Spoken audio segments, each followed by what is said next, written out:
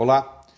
Pessoal, não seria muito bom se logo que você faz o diagnóstico de uma criança no transtorno do espectro do autismo, ou de uma criança com deficiência intelectual, ou com síndrome de Down, ou com qualquer síndrome que provoque transtornos no neurodesenvolvimento, ou, por exemplo, de uma outra síndrome genética de uma doença rara, não seria muito bom que a gente pudesse, a priori já, logo de cara, dizer para a família como vai ser a evolução dessa criança? Seria fantástico, né? Quer dizer, isso aí diminuiria a ansiedade, isso aí facilitaria até a preparação dessa família para o futuro. Ou seja, falar sobre prognóstico na neuropediatria é alguma coisa muito importante, mas ao mesmo passo que é muito importante, é muito complexo, né? Quer dizer, todo mundo que está nessa área sabe. Você pega, por exemplo, 10 crianças com síndrome de Down, todas têm exatamente o mesmo tipo de herança, a mesma alteração genética, todas têm a mesma idade, nenhuma tem outra comorbidade, ou seja, aparentemente são 10 crianças muito semelhantes.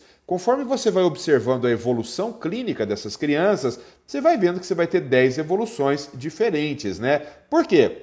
Porque o nosso potencial de desenvolvimento, é claro que ele está muito relacionado à nossa genética, né? Então, geneticamente, você vai ter crianças que vão ter um desenvolvimento melhor, mais acelerado, mais rápido, mais profícuo, e você vai ter outras crianças que vão ter um desenvolvimento menos interessante, mais lento, mais laborioso, né? Então, é claro que a genética está muito relacionada com isso. Agora, existem vários outros fatores, fatores ambientais, por exemplo, fatores familiares, o quanto essa criança vai receber de intervenção, em que momento foi feito o diagnóstico dessa criança, a forma como a família lida com a intervenção no ambiente domiciliar, tudo isso é claro que vai ter um impacto enorme sobre o desenvolvimento. Muito bem, mas então alguém diria assim, mas Paulo, então é impossível falar sobre prognóstico? Não tem como? Não é verdade isso, né?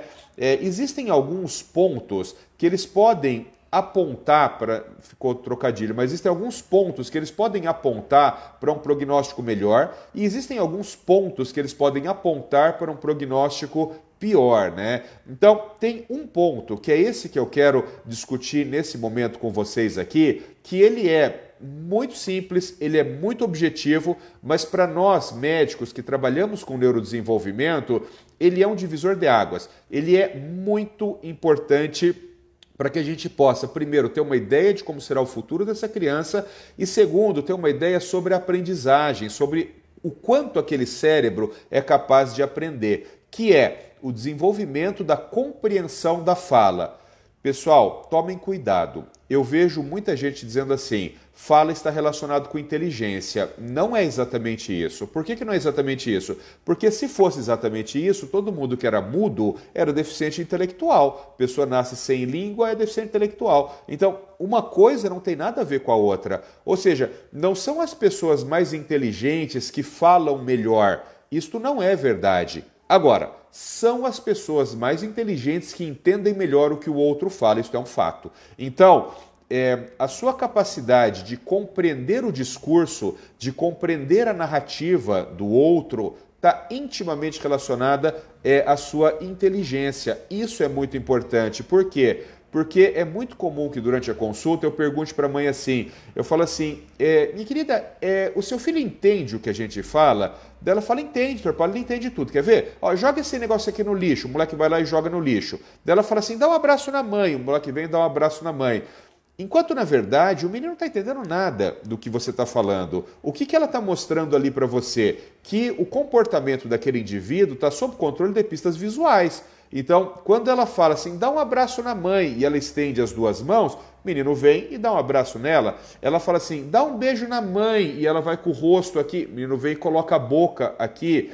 Joga esse lixo no lixo. Aquilo é um lixo. Lixo a gente joga no lixo. Então o menino pega e joga no lixo. Ou seja, o comportamento dele está sendo controlado por uma série de pistas visuais, mas que no dia a dia, quando a gente usa a nossa comunicação verbal-vocal, a gente não dá essas pistas visuais. Então, por exemplo, se eu disser assim, eu pego o meu óculos aqui e falo, a mãe está sentada aqui na minha frente no consultório, eu dou meu óculos para ela e falo assim, ponha meu óculos no meu bolso. Ponha o meu óculos no meu bolso. Percebam, pessoal, que não tem nenhuma pista visual nisso. Ou ela entendeu a frase completa, assim, olha, o Paulo está pedindo para eu pegar o óculos dele, para eu dar a volta na mesa dele, abrir o bolso dele e colocar o óculos no bolso dele. Se ela executa esse comportamento de completo assim, eu digo, olha, com certeza essa moça entendeu o que eu falei. Porque eu dei uma ordem complexa, eu dei uma ordem que tem um verbo de ação, eu dei uma ordem que ela não está habituada a fazer e mesmo assim ela executou aquele comportamento. É este tipo de fala, pessoal, a fala compreensiva, a fala receptiva que está relacionada à inteligência. Então, meus pacientes me ouvem falar com muita frequência isso, né? A gente começa a falar sobre fala e a mãe começa a falar, não, doutor Paulo, eu anotei aqui, olha, ele fala essa palavra, essa, e aí depois de um tempo eu digo para ela assim, linda, eu estou muito mais interessado no que o seu filho entende do que no que o seu filho fala, porque a inteligência humana está muito mais relacionada à compreensão do que à expressão da fala. Agora, para que você, durante uma consulta, consiga explicar para o seu médico isso, você precisa trazer esses dados de casa. Então, pessoal, vocês sempre me ouvem dizendo, a consulta médica, consulta com qualquer profissional, é um momento muito importante. Por que é um momento importante? É um momento para você tirar dúvida, é um momento para você passar informações de excelente qualidade, para aquele cara poder te ajudar o máximo possível. Então, durante uma consulta com um neurologista, durante uma consulta com um fonoaudiólogo, é muito importante que você traga esses dados, né? Então, o quanto a criança fala, é fácil. Você pega uma cadernetinha, vai anotando lá, fala palavras isoladas, fala frases com 2 palavras, coisa e tal. Em que contexto ele fala, mas principalmente para nós, o quanto ele entende do que a gente fala. Porque isso, pelo menos particularmente, eu uso muito e é muito legal, porque é muito fácil. Isso, entender o que o outro fala, está intimamente relacionado à inteligência.